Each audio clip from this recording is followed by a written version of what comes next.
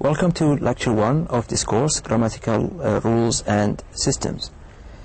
In this lecture we will begin with the definition of grammar. So what is grammar? We hear a lot about this term. There are many definitions for grammar, but we will take this simple definition. Grammar is defined as the rules that say how words are combined, arranged and changed to show different meanings. If we have these words, for example, teacher, student, question, and asked, how can we take these words and have a certain meaning and convey a certain meaning to the listener? So we use grammatical rules to combine these words. So we have, for example, this sentence here. The teacher asked the student a question. So through the rules of grammar, we arrange these words, we combine them, and showed a certain meaning. A teacher asking a student a question. We can also change the arrangement of these words to convey a different meaning. So we have the same words, but we change the arrangement to show another meaning. So here, the student is asking the teacher a question. So you see, through the changing of the arrangement of these words, we came up with a different meaning. So this is the use of grammar. Without grammar, we will only have words. We will only have teacher, we will only have student, question, asked. We don't know how to convey meaning unless we combine these words into meaningful sentences through the use of the rules of grammar. The largest unit of grammar is the sentence. So we will now move on and take a look at sentences. So what is a sentence? A sentence is a group of words that express a statement. It expresses, this group of words expresses a statement. It expresses a question. It expresses a command or exclamation. So these are the four different types of sentences: statement, question, command, or exclamation. A sentence can consist of one or more clauses. So depending on the complexity of the sentence, it can have one clause and it can have more than one clause. Usually sentences has at least one subject and verb. So one subject and one verb in sentences usually. Types of sentences. So as I mentioned here, we have four types of sentences. The first type is the statement. So what is a statement? It is a sentence which gives information. Okay, so sentences that give us information are called statements. And we can call them sometimes declarative. Declarative sentences are sentences that give us information. So if you look at the example here, he is studying. So he is studying is a declarative sentence. It is a statement giving us information about someone doing something, someone studying. So we have this information now thanks to this sentence. So this sentence gave us a piece of information, and that's why we call it a statement or a declarative sentence. We can make statements either affirmative or negative. So for example, the first example here, I have found a mistake already. This is an affirmative sentence. Okay, so it gives us a certain information and in the affirmative. So it is an affirmative sentence.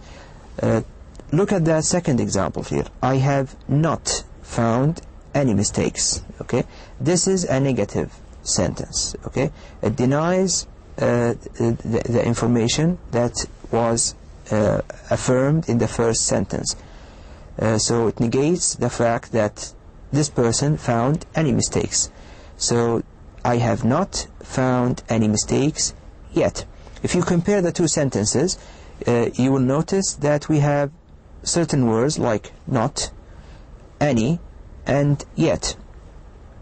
So the use of words may change depending on whether your sentence is affirmative or negative. So there are certain words that come frequently with negative constructions. there are other words that come frequently with affirmative constructions. So these are the two types of statements, affirmative and negative. The second type of sentences is the question. So a question is a sentence which asks for information. We said that the statement gives us information. The question asks for information. It wants people or the listener to give information. So it asks for for information or can make a request. So asking for information and making requests is the function of the question. And we can call questions sometimes interrogative. So interrogative sentences are questions like the ones you have in the two examples here. Is he studying? So here we have a question asking for information. So asking, is this person studying or not? So it requires an answer. It requires that we supply it with information. So this is a question. We can also say, can I go study? Okay, this is a request. Someone is asking for permission to go study. So this is the other function of the question, making requests. And you notice here we use the modal can to form this question. Can I go study? The third type of sentences is the command, which is a sentence which gives orders or makes a suggestion. And we call this type of sentences imperative. So it is called imperative or command. We have two examples here. The first one is go study. Okay, go study. The speaker is giving commands or giving a command to the listener. He's telling him to go do something. He's telling him to go and study. And a command can also be a warning, okay, or a suggestion, as we mentioned here. So be careful. Be careful. When you tell someone to be careful, you are making a suggestion. You are trying to warn him of something, and you tell him to watch out, to be careful. This is also a command or an imperative. You'll notice there is an exclamation mark at the end of this sentence. Be careful. Exclamation mark here.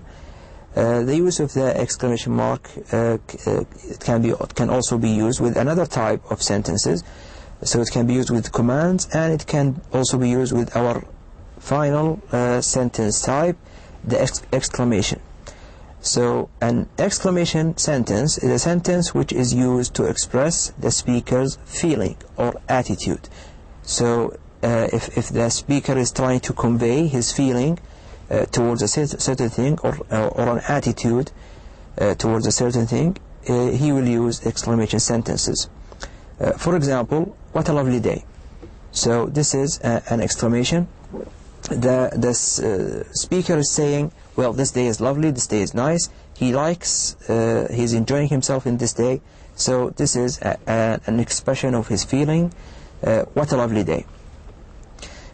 Excellent as well. Okay, this is also an exclamation. Also, you will notice the exclamation point at the end of each of these sentences. Okay, you say this is excellent. You like this thing. You like some person's achievement, or some person's did something that you find excellent. You tell him excellent. This is an exclamation. You convey your feeling to him through these sentences, through exclamation sentences. Okay, we'll have this exercise, simple one here. You need to identify the type of each of the following sentences. So we have 4 choices here: A, statement; B, question; C, command; and D, exclamation. So we'll have 5 sentences here. You need to decide what is the type of each one of these sentences. So let's look at the first one. How often do you come here? What is the type of this sentence? How often do you come here?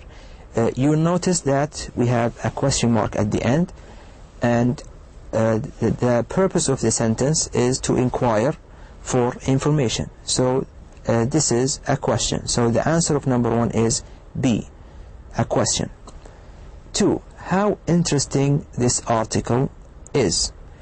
At first glance, you will think that this sentence is a question. You have a question word, how, and you might think that this is a question, but if you look carefully here, you will see that the verb is at the end. Okay, it doesn't come before the subject. This article is a subject, and the verb doesn't come before it.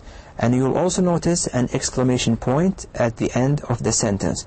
So this is an exclamation sentence. The person is saying this article is interesting. Okay, so as we said before, what a lovely day. So this is also exclamation, how interesting this article is. The speaker is telling us that this article is interesting. This is his feeling that the article is interesting. 3. Hurry up before the train's departure. Here we have an exclamation point at the end, but don't rush, this is not an exclamation sentence. You'll notice here we have the word hurry and up. It is telling the listener to do something. It is a command. So the speaker is telling the listener to go and hurry up to catch the train before it departs, before it leaves. So number 3, hurry up before the train's departure is a command. So the answer for number 3 is C. Number 4, how interesting is this article? You'll notice that there is some similarity between number 2 and number 4. So how interesting this article is, and number 4, how interesting is this article. The difference here is the verb. So you notice that the verb is comes before the subject in number 4. And you will also notice that there is a question mark at the end.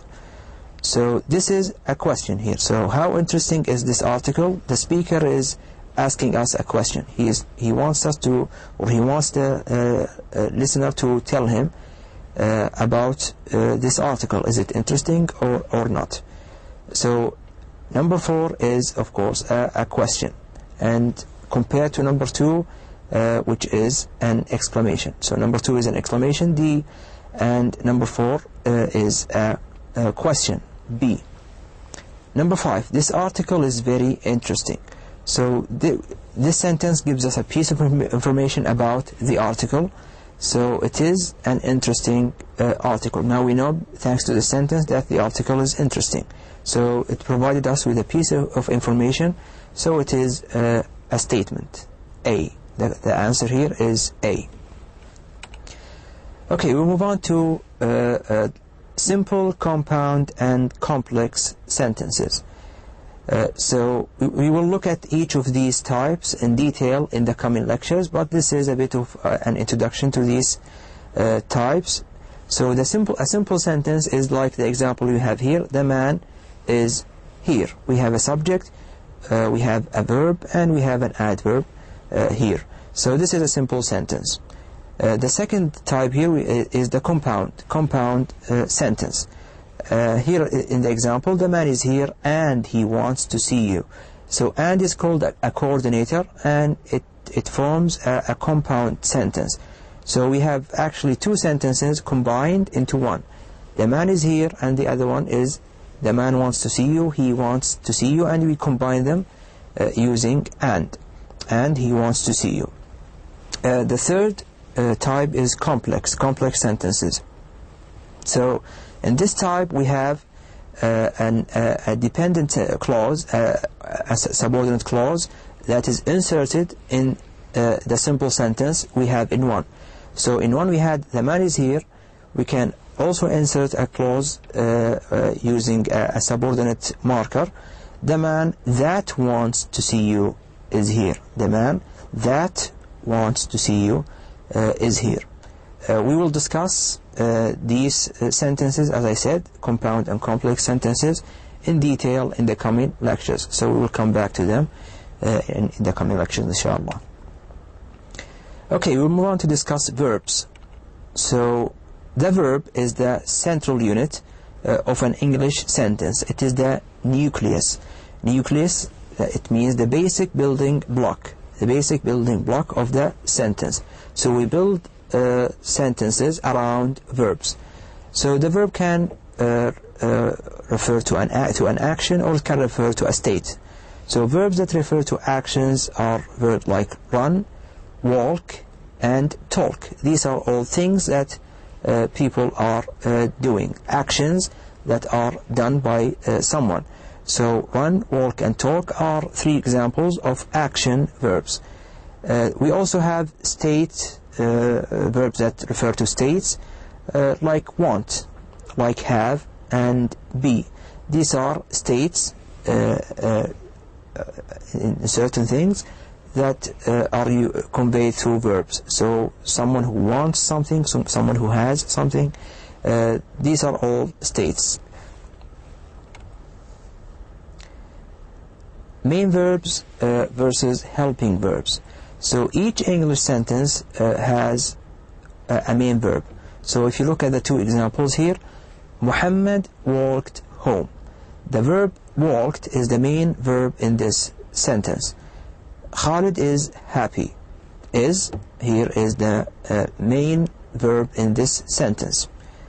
Some sentences also require 1 or more helping verbs. We can also call them auxiliary verbs. This is another name for helping verbs. So we have 2 examples here. He is coming to the meeting. You notice we have 2 verbs here, is and coming. So is the helping verb or the auxiliary verb, and coming is the main verb in this sentence. He could come here soon. We also have 2 verbs here. The first one could, and the second one come. So could is the helping verb. It is the auxiliary verb. It is actually a modal auxiliary. And come is the main verb of this sentence. He could come here soon. Helping verbs, auxiliaries, include the verb to be, which includes is, am, are, was, and were. These are all part of the verb to be. Helping verbs can also include have, has, and had. These are all words that can function as helping verbs. 3 do, does, did are also helping verbs.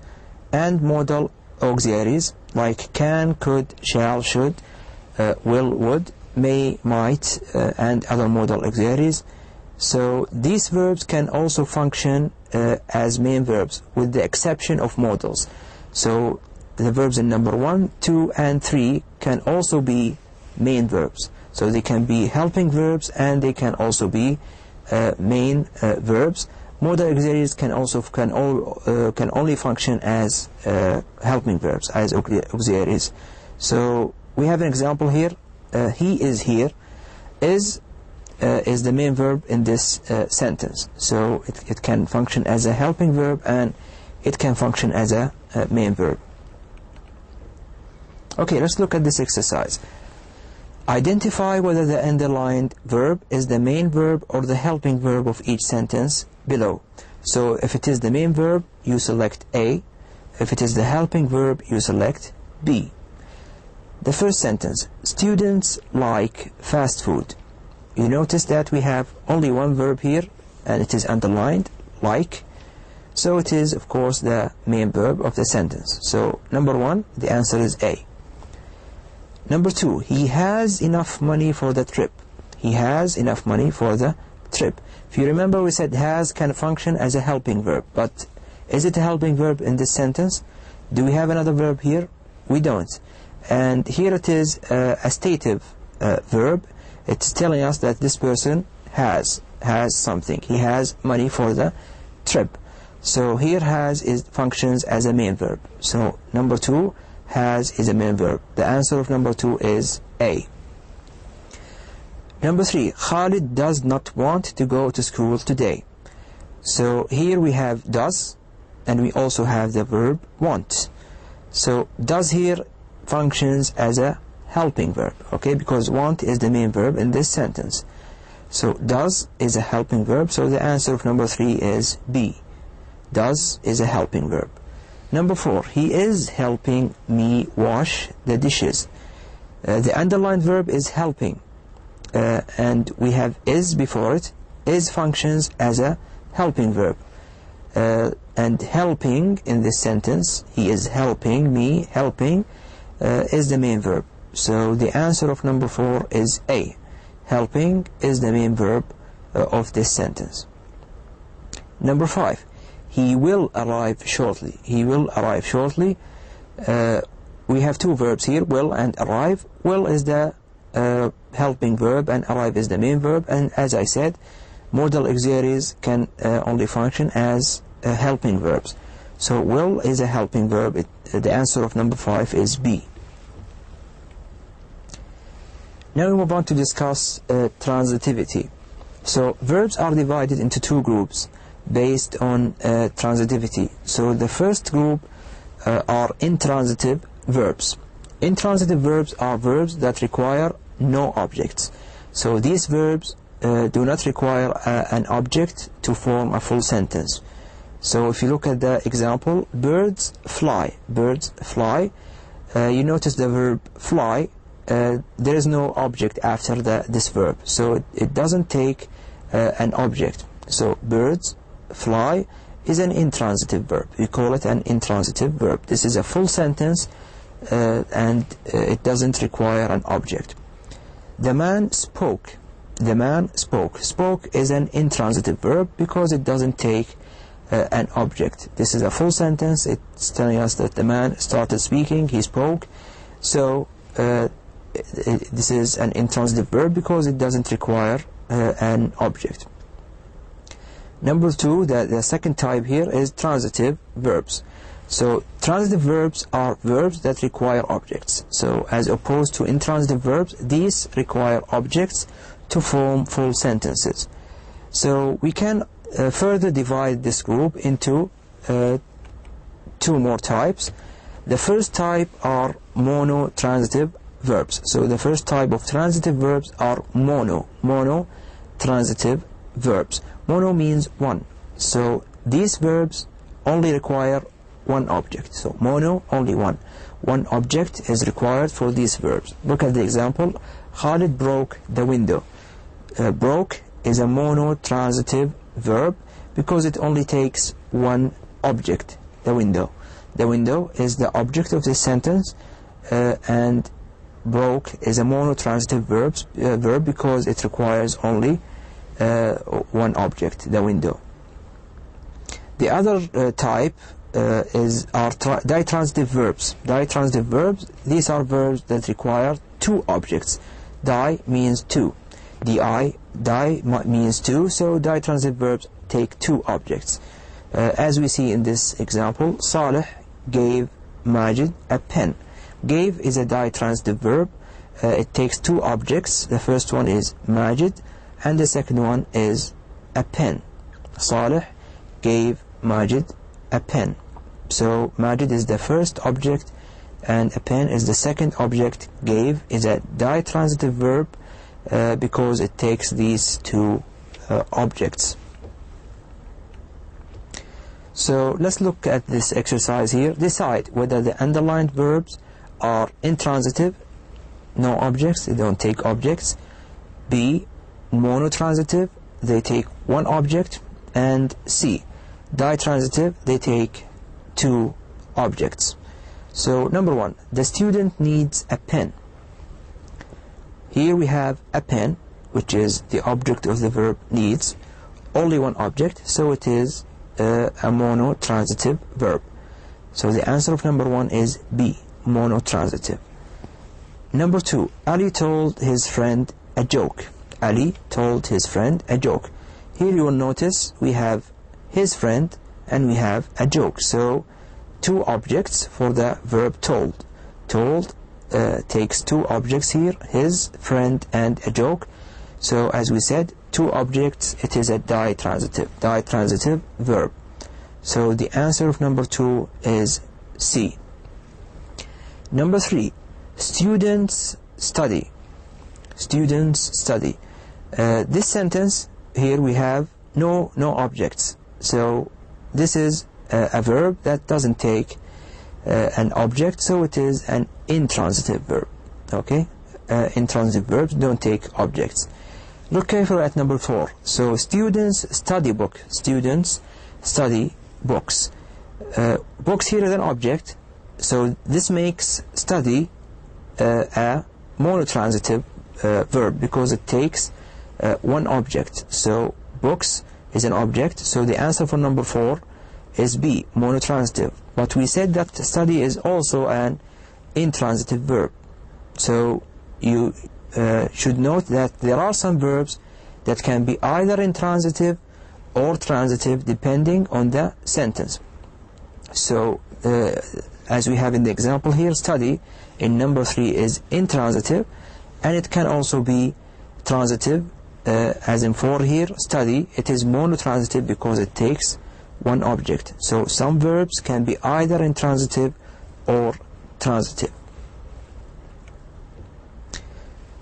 Direct versus indirect objects. As we looked in the previous section, ditransitive verbs take two objects. So we have a name for each of these objects. The first one is called a direct object, and the other one is called an indirect object. So the indirect object comes first. It comes first in sentences, and then it is followed by the direct object. So look at the example here. He gave me a book. Me is the indirect object of the sentence, and then a book is the direct object. So the book is the thing that is being given. Okay, so it is the direct object handled by the subject, by the speaker, or by the person who did the action. So he gave me a book. Me here is the indirect object, which is the person who received the book, who got the book. The indirect object is typically personal, so it refers to a person. Of course, there are some exceptions, but it is typically personal, as in me in the previous sentence, and the man in the following sentence. So he asked the man a question. Here, this the man here is a personal object, personal noun, and it is an indirect object. So he asked the man a question. The man is the indirect object, and a question is the direct object. The indirect object is often equivalent to a prepositional phrase with to or for.